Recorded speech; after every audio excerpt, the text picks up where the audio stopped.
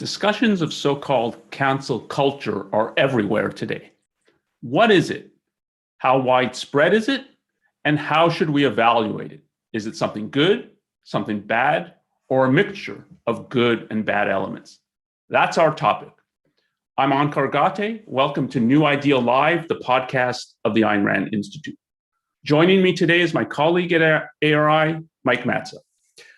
We're streaming on YouTube, Facebook, and Zoom. The best way to ask a question is to use the super chat function on YouTube, but you can also use the Q&A module on Zoom. And we'll be continuing this discussion on Clubhouse right after the podcast. So we hope you'll be able to join us there as well. So welcome, Mike. Onkar.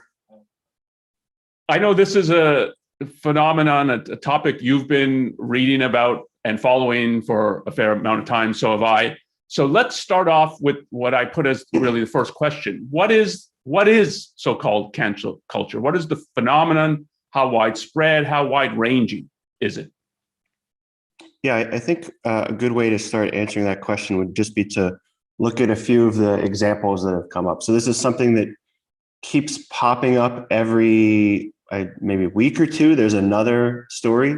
So when we were talking about this yesterday, we just both became aware of the editor of Teen Vogue was fired for tweets she made when she was a teenager about 10 years ago. Interestingly, that the person who seemed to be pushing for her firing also has racially charged tweets from about 10 years ago. There was a few weeks, or I guess a few months back now, the firing of Donald McNeil of the New York Times for making allegedly racially inappropriate comments to students.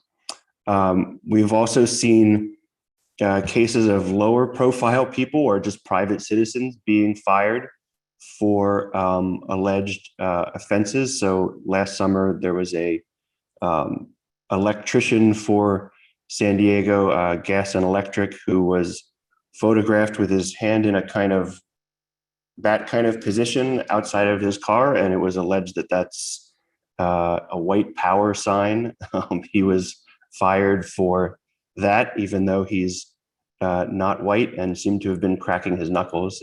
He was fired for that. I think we've also seen cases where people actually do something wrong, but seems to be an extreme overreaction to what they do. So there was a conflict between a white woman and a black man in Central Park, maybe it was 9 months ago, late last summer, I think, in which the woman, it's the bird watcher. The woman was arguing with this man that, the video starts late into the argument and she's saying, I'm going to have the police come and they'll come after you because you're black. They'll believe me because I'm white. And her life was subsequently ruined. She was doxxed, fired, and all of that. But there's also been cases where people have been canceled, fired, socially ostracized for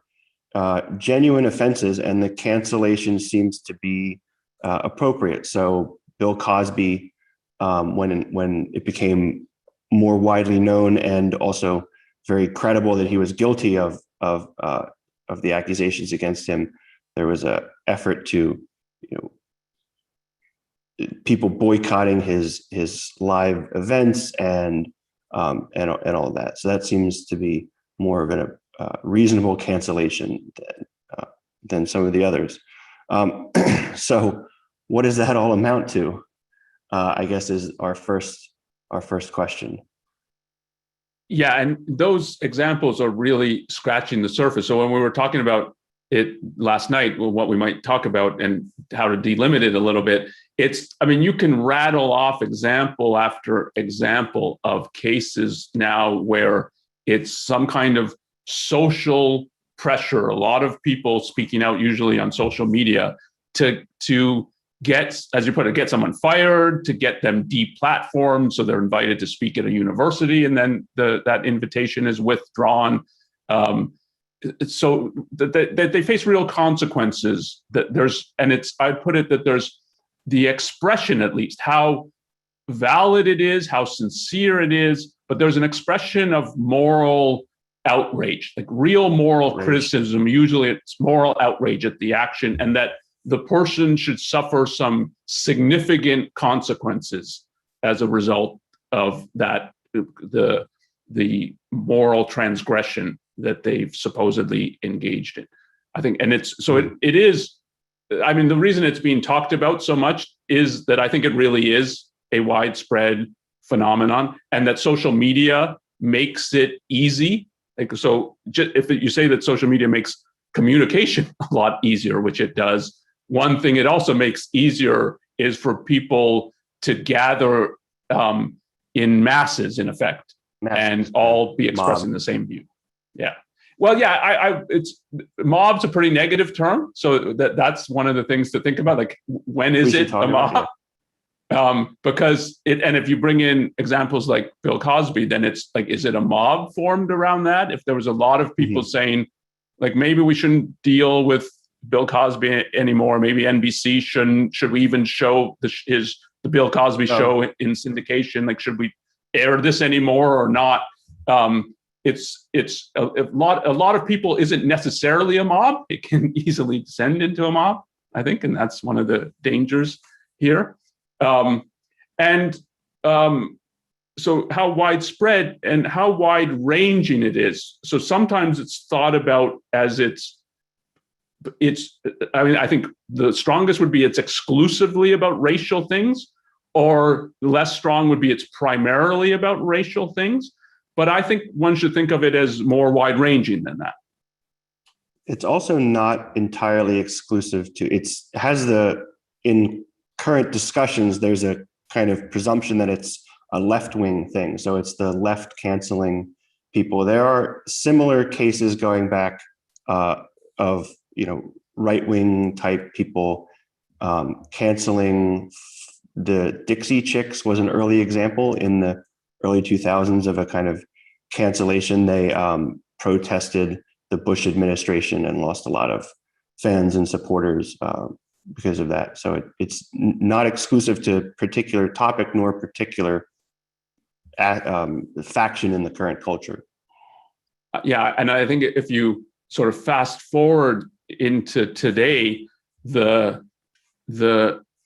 can see it within groups. So if you take kind of the way it would be put as the political right, there's problems with that conceptualization. But if we put it as a political party, the Republicans, it happens within there. Part of the whole Trump phenomenon, you can see that part of it is an attempt to cancel the so-called, and however it's characterized, the so-called Republicans in name only, or the people who are not super enthusiastic about Trump. Maybe the never Trumpers will be one way it's put, that it's like they shouldn't be able to run. We need to get them out of the party. They shouldn't even be a candidate. And you can view like they should suffer real consequences because we're morally outraged at the stands they're taking.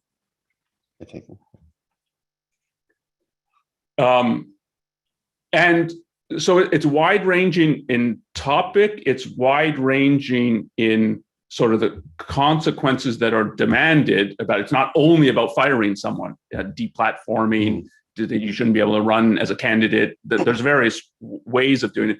And if you bring in cases like the Bill Cosby, it's wide-ranging in thinking, does this make sense or not? Like, is the demand reasonable? Leave aside for a moment, is the demand right? But even if it's just reason, like I could see why somebody's demanding this. I still don't agree with it, but they seem to range. Like I can, even if you don't agree that the Bill Cosby show, they shouldn't even show it anymore. I mean, he filmed it 30 years ago, and so they shouldn't even show it. But you still might think, yeah, that's a reasonable demand. I can understand why people think that's the right thing to do. You might in the end disagree with it, but whereas if you talk a little more about the Cafferty example, that doesn't seem reasonable at all. Like yeah, I can understand why people are doing this. Yeah, so the Cafferty example is interesting because it seems it has no plausibility from the beginning. It's not as if there was some kind of on the surface seemingly racist act and then further footage or something came out. It's just the accusation is that a guy driving his car happened to be doing a white power sign casually, just as he's driving through traffic. And that's the reason I brought up the idea that there's a mobbishness to it, because there's kind of not a concern in that case with whether or not the accusation even makes any sense. It's just that we have somebody to get, let's go after him. Then there's a kind of glee in that to a lot of people, I think. Yeah, in that kind of case, I think it's right to put it, it's a mob mentality. And when they carry through with what they're doing, it's you can see a similarity to lynching. So when you think of mobs, and like the worst thing a mob can do, or one of the worst things a mob can do, is they just lynch someone. And it's really bad, even if the person's guilty. So even if you just take it into your own hands, and I mean, when you think about blacks in the South being lynched, I mean, one of the worst kinds of episodes in American history for lynchings, it's even if 1 in 1,000 was guilty, it's that this is how you think the administration and practice of justice looks like. It's really, really bad. It's really, really wrong. So even if there was reason to think in this case that in the end you think, well, maybe he does have connections to white power or white supremacy. The fact that they're uninterested in actually looking at the evidence and actually figuring out what should be the right verdict here, that is, I mean, that's part of what I think really scares people, and rightly scares people about if this kind of thing is on the rise. It's I can be lynched and there's no court. Like the court of public opinion now is where lynchings are taken as that's legitimate. Like it's something that will go on. And so, because when you read about this, one of the things people talk about is, and surveys indicate this for, particularly I've looked at surveys for kind of the younger generation, that they fear to voice their opinion. Mm-hmm. And if you think like my opinion is going to be completely distorted, you won't even really care what my opinion is. And you're going to say, well, I'm on the wrong side of what is proper or what is moral. That there's people, I think, are sensing that there's some kind of hooliganism at work here and a mob mentality that can descend into even lynching. So then what do we make of the, so there's another class of examples where there does seem to be some concern with whether or not the person's guilty. So what I'm thinking of is the McNeil case at the New York Times. So when it first came out, it really did seem like there was some kind of mobbish thing going on inside the Times. But as people who actually work at the Times and were part of it, explained what was happening, there were conference calls, discussions, skepticism expressed internally. I read an interview with Nicole Hannah-Jones, who's the, I guess the author or the of the 1619 Project. So somebody you might think would be more on the side of get rid of Donald McNeil, actually says, like, I was interested in what the evidence was and what the context was, and did he actually say something inappropriate, and that, so that's a case where it seems like there's not the ganging up, not the hysteria, yet we talk about that in the same breath as we talk about Cafferty under the heading of cancel culture. Yeah, and that's one of the things I think it's important to talk about, just this heading of cancel culture. What is it grouping together? And on the base, like why think everything that's being grouped under this term or this is sufficiently similar that they should be grouped under the same term? We'll talk about that in a moment. I put when there's if you're thinking of this as it's an issue about justice, which I think is the wider way to be thinking about this. This is supposedly when you're expressing moral outrage and demanding that a person face repercussions for moral transgressions, that's supposed to be an expression of justice. And justice requires that you have real principles by which you're judging, and that you have a real process by which you're going to reach a proper identification. So if you think in a court of law, which I think should be our conception of what it looks like to actually engage in judgment, in figuring out what's good, what's bad, what's right, what's wrong, engaging in moral judgment. There's two crucial things, two crucial major things about the law that's important. Is the law itself, so the principles being used, rational? Does it make sense? Is it good law? And then am I in a courtroom in which the process by which it's going to be decided if I stole something from somebody or if I murdered someone? So you can think, laws against murder, if they're properly written, and against theft. These are the laws themselves make sense, but you could have laws that make sense, and the process by which they're trying to determine if you're have stolen some property is like what they treat as evidence isn't really evidence; it's just hearsay. And if that's what the process looks like, then you can have right principles or right laws and still not get anywhere close to justice. And vice versa, you can have that the process looks like it's an objective process, a process that's going to carry you to a proper verdict, to the truth.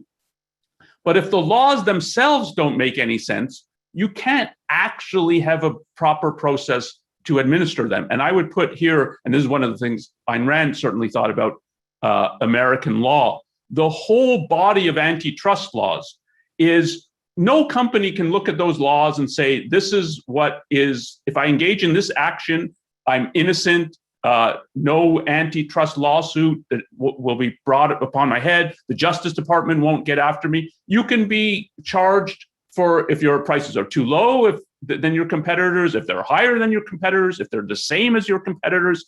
So the law itself is not good law. And even if the process in an antitrust trial looks like, this is a legitimate process, you're not actually going to get any justice.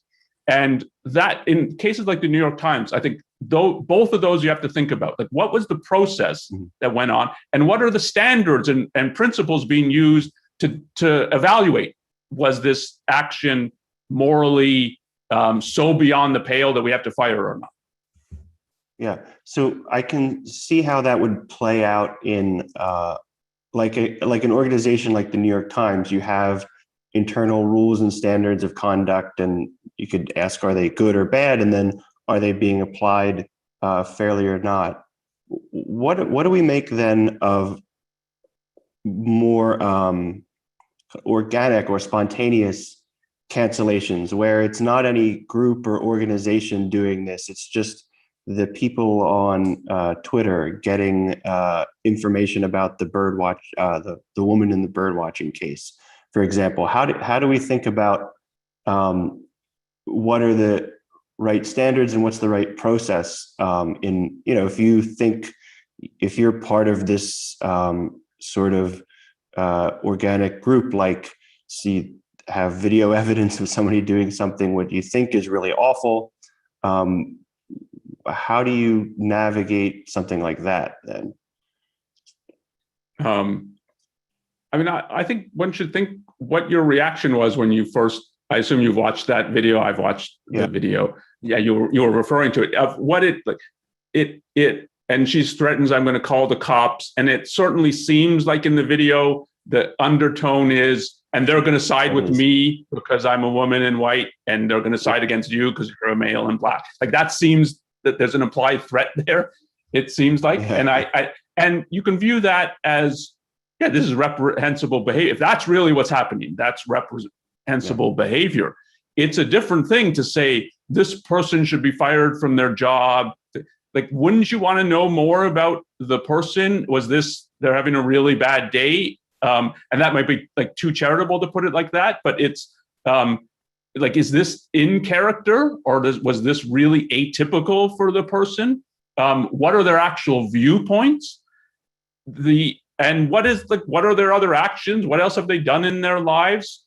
If you're getting on a campaign and you're not part of the organization, but a campaign, you're on Twitter demanding this person should be fired. Like, why do you think that is the proper outcome and would be a just outcome? And you have to think about that.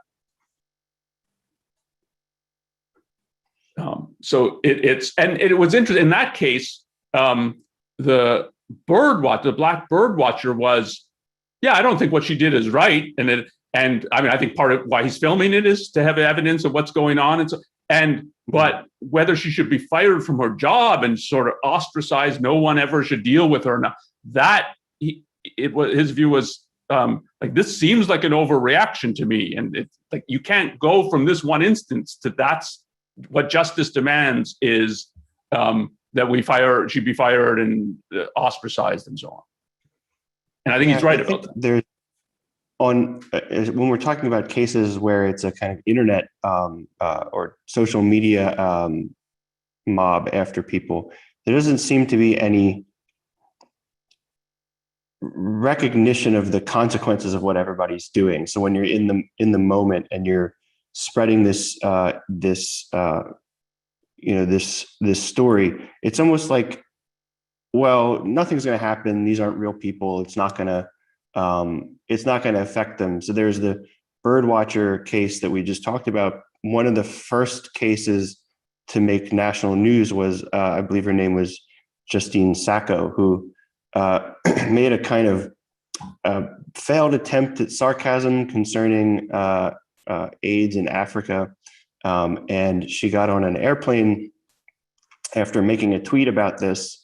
And then when she landed and resumed having internet access, she found that she was a national story and had been fired. And if you read up on where she is now, she still is having trouble getting work because when you Google her name, what comes up is this accusation that she's on Twitter making racist jokes, and that's what employers see about her when they look her up. So we talked about the disregard for whether or not some accusation is true, or whether or not there's extenuating circumstances or something. But there's also this disregard for the effects of actually going after somebody like this. That it's not just the news cycle churns over and then it's gone. It might be gone for you, but it's not gone for the people who are on the receiving end of this. Yes, I think that's part of, at least in some of these incidences that are being grouped under its cancel culture, that's part of what the mob mentality means, that it's to be part of a mob is to lose a sense of personal responsibility. So, and what people often say is that the person wouldn't do this if he was acting alone, or there's three people or something, that it will be, because it's much more real to the person that, like, I'm ruining this person's life. And should I be doing this? Is it legit? Like, should this person's life be ruined?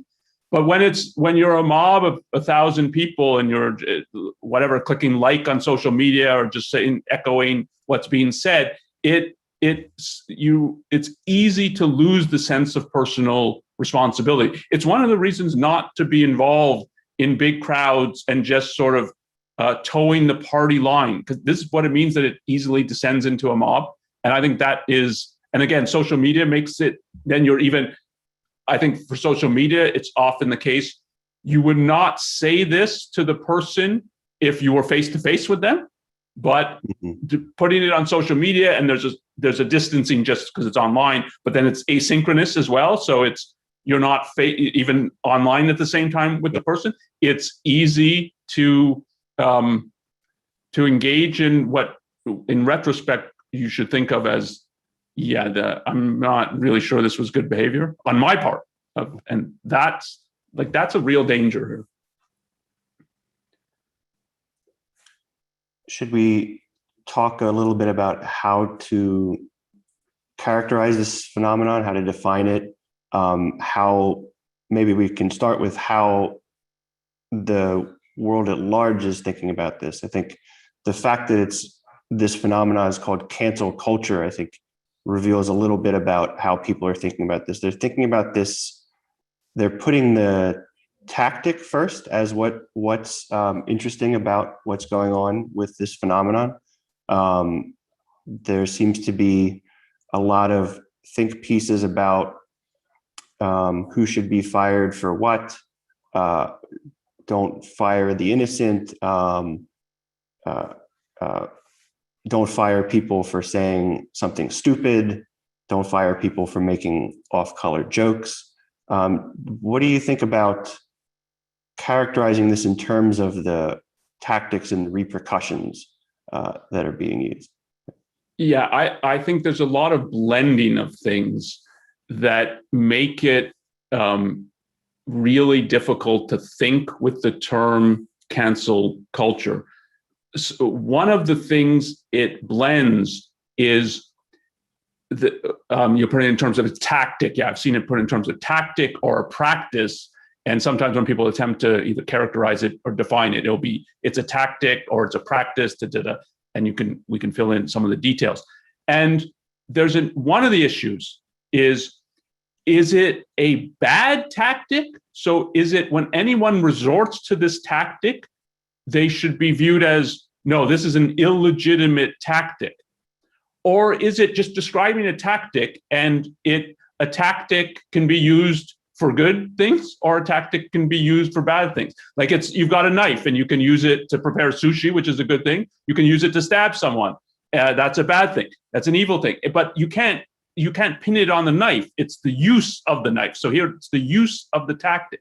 And if you think of what some of the examples we were talking about at the start, if you put something like the Bill Cosby thing, as like when it comes out that he's been abusing, likely raping women for quite some time, it was sort of known and hushed up, papered over. Mm-hmm. And that comes to light, and that people are like urging to bring it to light and saying, like, we should not have the attitude that we have about Bill Cosby. He's a really bad person. If that's like what you're trying to get him canceled, and if you put it like that, they're using this tactic, it looks like it's a tactic to do something good. So that's one of the issues. Is it a bad tactic or is it a tactic? And that, I think, is blurred over in the discussion. Yeah, maybe it's worth pausing on examples like Bill Cosby and also Harvey Weinstein, because part of what was one way to put what the outrage was these people should have been canceled a long time ago. People allegedly knew what Harvey Weinstein was like for decades. The Bill Cosby accusations, I don't even think it was new that they were public. I think it was just new that anybody cared a few years ago. And you can think that, well, they should have faced some kind of reckoning. They should face some kind of reckoning now, but they should have faced ostracism, can't work in the business type repercussions decades ago. Yes, I think that's, and part of the phenomenon as well is that it took courage for the first people to speak up and to go public, and to I think particularly for the Harvey Weinstein, to face his wrath. And he has a lot of money and lawsuits and so, and that the more people did it, it seemed easier to do. And that there was, and I think legitimately in this case, the feeling of their strength in numbers. And so of putting it like that, it's a mob mentality. Is it always a mob mentality when people join in and say, in effect, to take the slogan from the Me Too movement, it's happened to me too. And don't think of yourself as an isolated individual. And so And that, I think, is, you have to take seriously that that's part of the phenomenon in that case. And so of people thinking that numbers are important, and numbers are important to gain some justice, that when one or two people spoke up against Harvey Weinstein, that had no effect. And just with the Bill Cosby, that some of it was public, some of it was public for Harvey Weinstein, but it was dismissed as this is one or two people who making up accusations and they're trying to get back at him for this and that. But when it becomes 15, 20, 30, 50 people, then it's, yeah, maybe there's something here that we're now going to pay attention to that we didn't before. So part of what cancel culture, if it's putting it in terms of a tactic, is it distinguishing between, okay, we're just describing a tactic that can be used for good or evil, or is it, when we brand it as cancel culture, is it in effect a derogatory term? That it's, oh, this is cancel culture, we know there's something bad about that. And then you can't, if that's what you're doing, you can't group things like what the Harvey Weinstein episode of Bill Cosby under this term. And another aspect is it distinguishing between, so even when it's when you're thinking of it, no, what we're trying to conceptualize is there's something bad here. So it's a bad tactic. What makes it a bad tactic? So even if that's what, is it bad that just you're demanding that someone be canceled so that they be fired or deplatformed? Or is it, what makes it bad is that you have no reason to demand this? Or is it that your demand is excessive? Yeah, they've done something wrong, but really they should be fired for this? Like the Teen Vogue case that's just made the headlines in the last week or so is interesting because it's so, I forget the woman's name, but she's been brought on as the new editor of Teen Vogue. From what I've read, she has a really good reputation as an editor, and so in terms of that, she's qualified for the position. There's not an issue that she's been qualified. It's tweets from when she was younger, which she's apologized for. And is it that now is that someone apologizes is what was tweeted from a young person so beyond the pale that they can't, even if they apologize for it, it's, yeah, but that doesn't do you any good. And you're gonna, if we find something as we dig into your past like this, even if you've apologized for it, it makes you persona non grata. It's like, is that, and so is it that what's the problem with it is it's just, it's sort of exaggerated moral outrage in the sense that what you're demanding is not at all proportional to, even if there was something that the person did bad, it's just not proportional to the outcome you're demanding as justice. And I think the cancel culture as sort of this blanket term that's being used now, it's, you don't know what it's conceptualized, or you don't even know what it's trying to conceptualize, let alone what is actually being grouped by the term when someone's using the term. So then is the solution to this to drop the issue altogether? It's a non-issue, or do we have to have some reconceptualized perspective on what's happening in the culture? Do you have a view of that? So I'm not of the perspective that there's nothing to see here, but I kind of flip back and forth between what exactly is the phenomenon. What exactly is the right way to think about the phenomenon? I thought in the past that that what we should do is focus on the ideas behind the cancellations, but that drops out the mob mentality type cancellations. So what do you make of this? I think one thing to bring in, so the term cancel culture, both words are doing work So the cancel is doing work. It's that you're demanding that someone be fired, deplatformed, shouldn't be part of our party or run for office and things like that. So that's what but that there's a culture here, I think, is getting at something, but it's what is that culture? And I think that particularly when it's cancel culture, that there's a phenomenon on the rise that is a negative phenomenon, should be worrisome, that it portends, so it forecasts even worse things in the future. I think the culture that is on the rise is a religious mentality, and it should be thought of like that.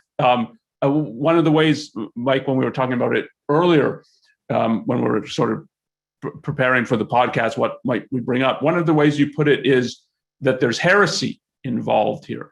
And this, if you think of sort of the religious mentality in like the Teen Vogue example, that you can't apologize, that you can't rectify it. It's like you're tainted, and you're tainted forever. Take like original sin as the kind of worst form of, you're morally degenerate and there's nothing you can do about it. You're just tainted with this original sin. And it's a way of making the person feel perennially guilty. Like original sin is, you're guilty from birth to death. No matter what you do, you're tainted by Adam's supposed fall and his wrong choice. And so it's a life of perennial guilt. There's an element that is, I think, what people deeper down are responding to is there's an element of trying to induce guilt, and there's nothing you can do about it. Like, you can't really know what the standards are for the guilt, and it's not a rational debate about this thing. It's like, you've committed a transgression and you need to be punished, and we're the priests who are doing this. And I was watching recently a miniseries set in the sort of late Middle Ages, and one of the women is accused of being a witch, and there's a trial of it, and it's like, what can she do to defend herself? They say, well, you practice the black arts and you're doing, and it's, no, I'm not doing this. Oh, well, you're covering up what you're doing. There's no standards. It's just, they're the ones who are going to determine if she's a witch or not. And she has no court of appeal to that. And I think that, like, that culture part is that there's condemnation without any argument, reasoning, evidence. That's, if we're going to think of it as a negative phenomenon, it's when that's happening. And it seems to be on the rise. Would you? So if we think of it as a rise in religious phenomenon, then I mean, the cases that evoke that to me are all cases surrounding social justice issues. So the right-wing cancellations, the Dixie Chicks or the removing people from the Republican Party don't strike me as having that tinge to it. Do you have that sense? Like, I'm thinking of people who cross the Trump, the Trumpist line. Are they out forever? I mean, it seems to me that some of them come back into the fold. It doesn't seem to me that there's too much of a dogma there that they're violating, as opposed to just disloyalty to a figure. So an example that hasn't come up yet of this phenomenon is the reaction to J.K. Rowling's writings on feminism and trans rights. And that, to me, struck me as, well, she's crossed against a certain dogma, and that's why she's should be shamed or guilted or accused of various transphobia, bigotry, things like that. So do you have that sense too, that religious element is more coming from one segment of the culture than another? No, not as much. I have it. It's a religious mentality, there's at least two forms. I mean, it comes in degrees. The more sophisticated form in a certain way is they're concerned with dogma, and dogma is a semblance of ideas. So it's the semblance that I've got principles that I've thought about. I have arguments for. Here's the evidence. And I think Christianity, and particularly Catholicism, that you think of it, it's really about dogma. That's a product of the fact that it comes after ancient Greece and ancient Rome. So, and they're challenging the philosophers, the paganists, pagan thinkers, as it would be put, that it's, in order to challenge this, we can't just say, we've got a God, you have to follow him, don't think for yourself. It's no, we've got arguments and a whole body of doctrine. We've got our dogma. Here's what it looks like.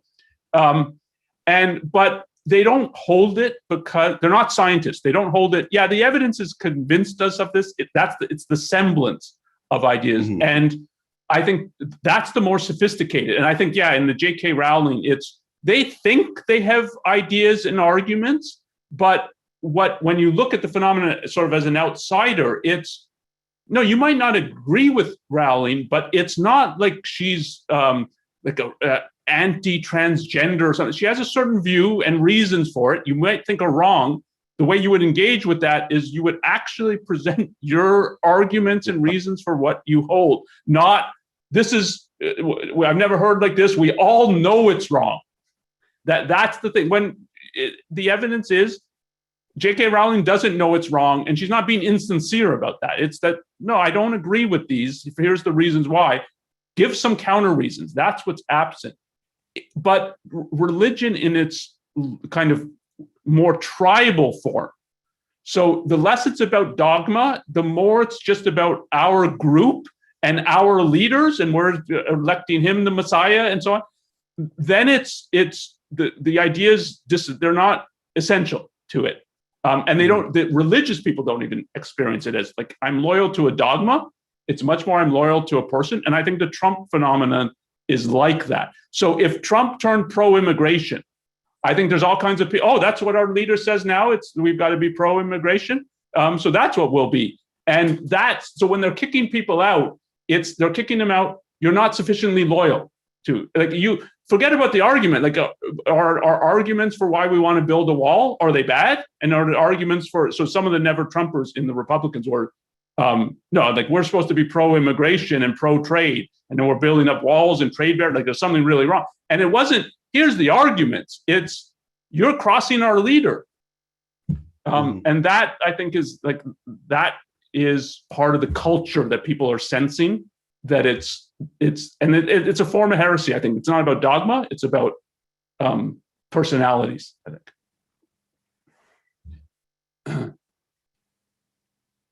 We should turn to questions. I would say then, so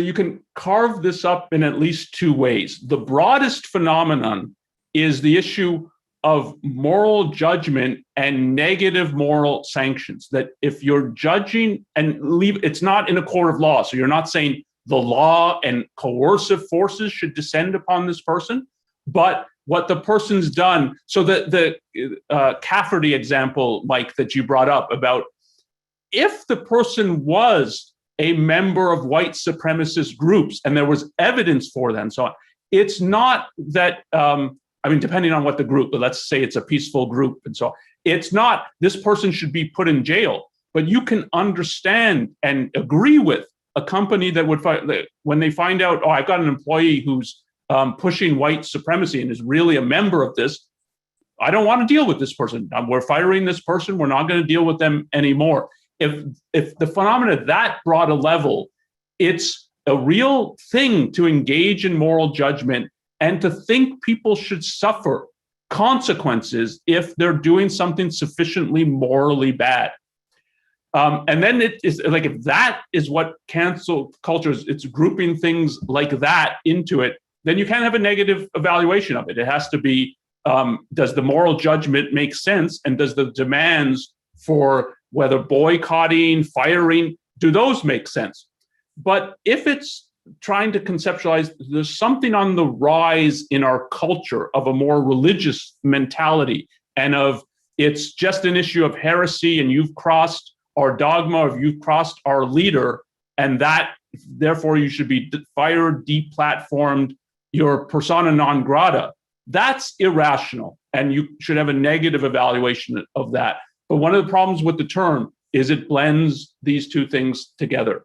And I resist all new terms unless I really find, oh yeah, I need cancel culture. Like I couldn't describe this and I couldn't conceptualize it without this new term, then I'll use the new term. But if I can just conceptualize the phenomenon, which in this case I think you can, you don't conceptualize them all in the same way, but you can conceptualize and think about it. You don't need the term cancel culture, and it's much better to have what's on the rise is a religious tribal mentality, and you see it everywhere. And one of the consequences will be that people become more and more obsessed with various forms of heresy. Mm-hmm. Okay. Do we want to take some questions? I think we have a couple of questions. So here's the first one. On Donahue, Ayn Rand described how boycotts are a proper way that the market determines business behavior. How does that differ from cancel culture?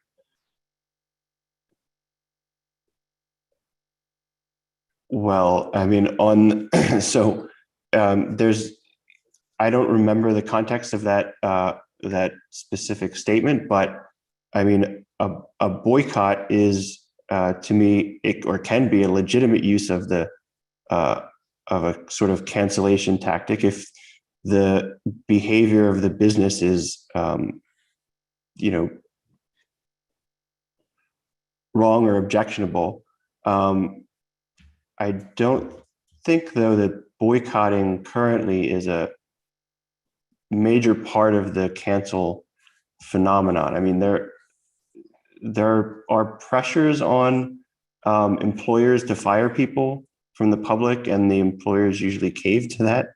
But I wouldn't think of boycott, like mass boycotts, as part of what everyone's worried about presently. I mean, yeah, I think it's not the central thing people are worried about, but it is more broadly. So when you put it, they're putting pressure on employers, like say the New York Times, to fire someone.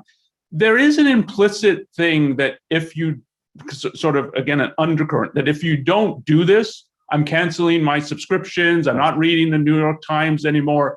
And again, online makes it easier to try to organize a boycott and at least threaten that it's like, if you don't do this. And there's also the kinds of cases, for instance, in the transgender, when some states, one example was North Carolina, are going to pass, this was about the bathrooms and laws about who can use bathrooms, that companies, so another kind, a different, here it's companies boycotting in effect and saying, like, if you pass this, we're not going to have our annual conference in your state anymore. You're going to have some kind of lost revenue in effect because you're doing that. And one of the reasons the tactic is on the rise, I think that unfortunately the corporate world in general is scared of moral judgment and moral controversy. So the minute they get a whiff of, look, what we think you're doing is morally wrong, and if you don't fire this person, if you don't stop dealing with this employee, take the Cafferty, because he got fired. If you don't do this, we're going to keep criticizing you, morally denouncing you. And most businesses are paralyzed when that happens. And their knee-jerk reaction is, let's end this controversy. And if the simplest thing is fire this person so that nobody's talking about it and criticizing us anymore, that's what they do. And I think that's one of the reasons that it's on the rise, because people sense the cowardice involved. And so this tactic will work. So it's on the rise, both because it works and it's explicitly being advocated as a tactic by many social justice activists. So you kind of have it feeding into itself. So it's part of their self-conscious strategy for change, and then it's a successful one. Yeah. So we have another super chat question. Isn't it true that if ARI tried to become a beacon against cancel culture, that the left would come after you and would attack Rand as a racist too? I mean, I think they already probably would attack her as a racist. I don't think we would make them think she's a racist. Oh, and thank you for the donation, by the way. Yeah. Yeah. And it's, I think all that would happen, and we've already seen this happening. So when Ayn Rand was big, so when she was alive, she was famous. Certainly in America, she was famous. And you see all kinds of attempts to smear her, intimidate people who deal with her. I mean, even this was after she died, but at the University of Toronto, and you can view this as a kind of cancellation, the university bookstore, which is the University of Toronto, is in downtown Toronto. It's a big bookstore. They carry all kinds of things. They would not carry Ayn Rand books, and explicitly. And it was because some professors had complained. In effect, we want her canceled. We don't want our students reading her. They ask bad questions when they read her. And so get her out of the library. So that happened to her. You can view Buckley as trying to drive her out of the conservative movement. You can call that as she's trying to cancel. And it's, again, like super smears about what Atlas Shrugged. It's you can hear one of the reviews in national reviews. You can hear the voice of the Gulag in the pages of Atlas Shrugged, which is such an incredible smear. And the more ARI and objectivist intellectuals get prominence, the more there's going to be this kind of demand. I mean, we already see it. Krugman goes after ARI/Ayn Rand all the time. So you'll see. It's not going to be particularly the cancel culture issue that gets us more of what we're already getting. Yeah. Okay. Are there? Let me see if there's any more super chat questions. Yeah. So there's a question about how this plays out within the objectivist community. So there's many ways it plays out, but I'll just put one in personal terms, because I think it's useful to see this happens everywhere. So we put it that it happens on the so-called political left. It happens on the so-called political right. It happens when they're kind of engaging with each other. It happens within the groups. We didn't talk about the Brett Weinstein.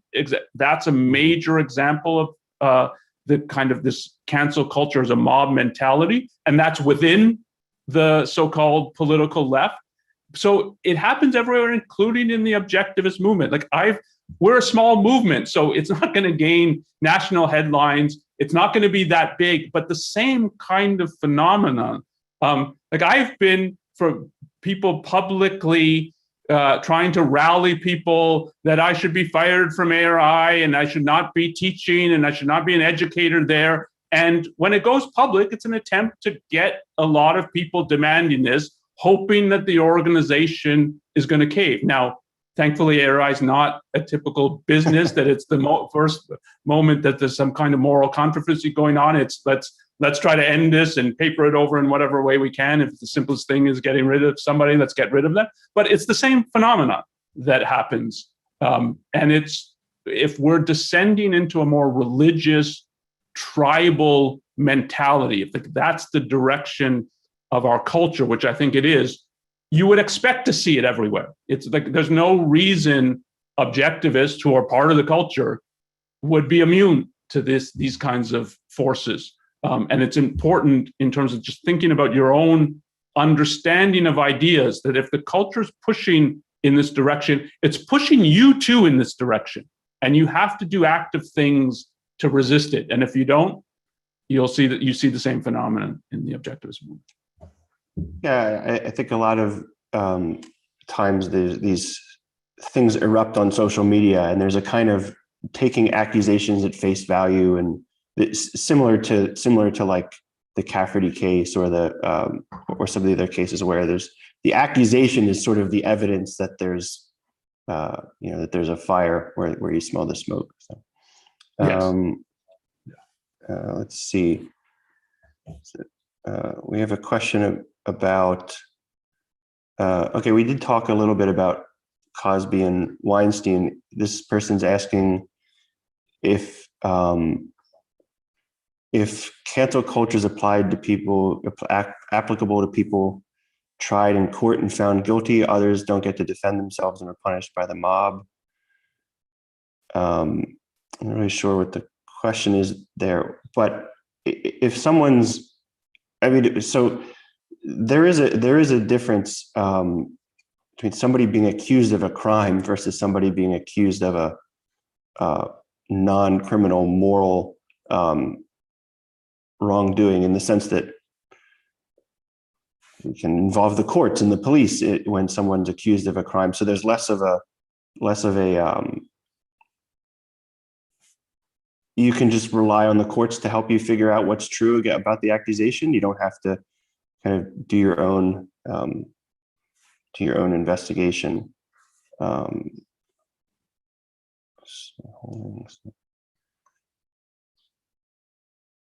I see proponents of cancel culture defending this practice as simply holding somebody accountable. Can these two ideas be separated? We kind of talked about that. Holding somebody accountable for what, and in what way?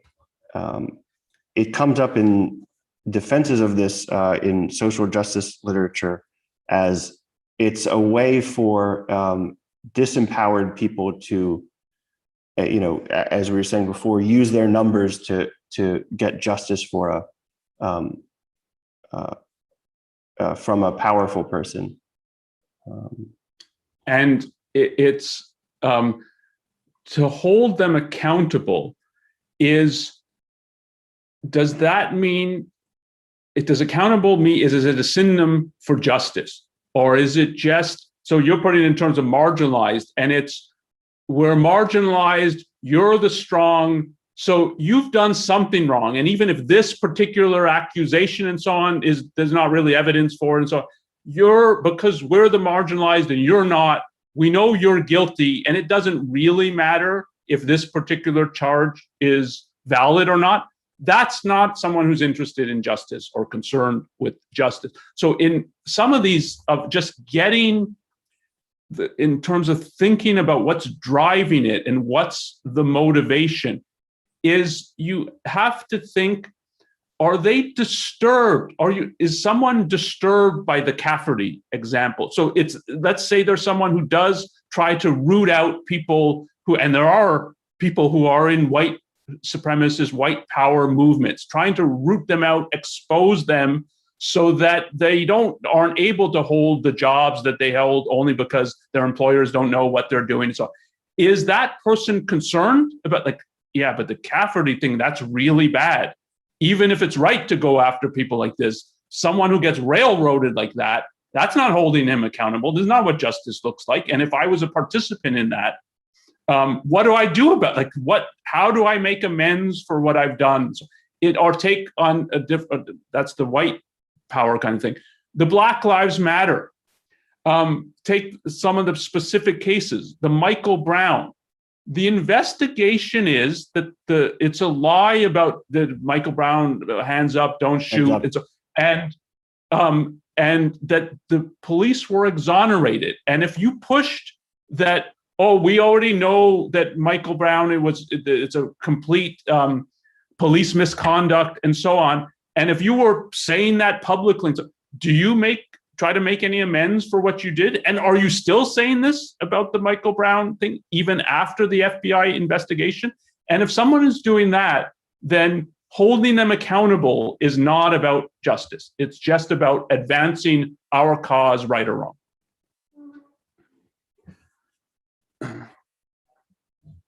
Maybe we should take one more, almost at the top of the hour, and then we'll move on to, as we said, we're going to move to Clubhouse to continue the discussion.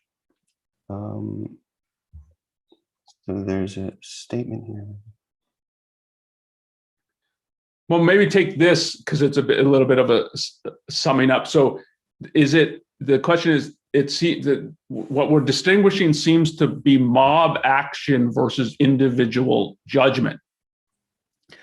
I'd put that's a little too narrow. The broadest way to put it is what we're distinguishing is real justice and a real concern for justice versus various ways of, in effect, of pretending that I care about justice, but that is not really what is going on, what is driving the actions and the meaning of the actions. And within that, there's an issue of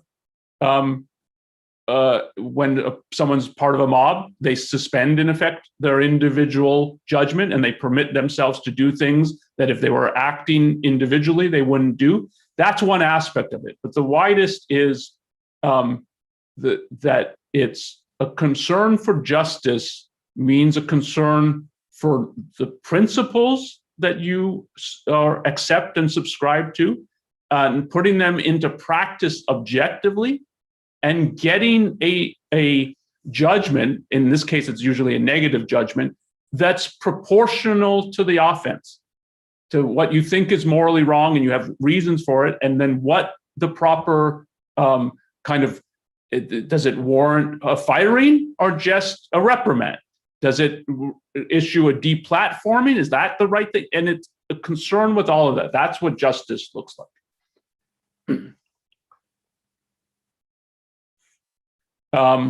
Okay, so let's. We're at the hour. I mean, obviously, this is a huge topic, so there's a lot more that we could talk about, and we're going to move to Clubhouse to talk about it. But let's wrap up here our podcast, and so one thing that I'd like to point you to, as I said, the broadest theme is about moral judgment. One of Ayn Rand's, it's a short essay, but I find one of her most powerful essays is an essay called "How Does One Lead a Rational Life in an Irrational Society?" It's in The Virtue of Selfishness. It's also up on our website, and you can see the URL here on the slide.